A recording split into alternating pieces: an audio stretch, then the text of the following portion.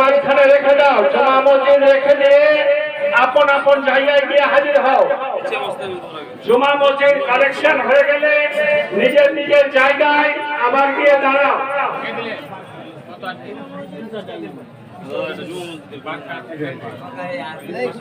আচ্ছা আচ্ছা আচ্ছা, বরকত আলী ভাই আমার মাসুম মেম্বারের আহ্বান। বরকত আলী ভাই আমার দুটো জায়নামাজের দাম 1100 টাকা করে 2200 টাকা নগদ দিল, 500 টাকা দুটো পাথরের দাম দিয়ে দিল। যাদের জুমা মসজিদ হয়ে গেছে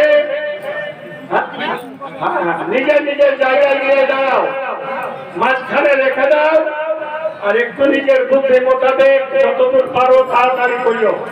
আবহাওয়া খুব সুন্দর আছে, আশা করছি অসুবিধা হবে না।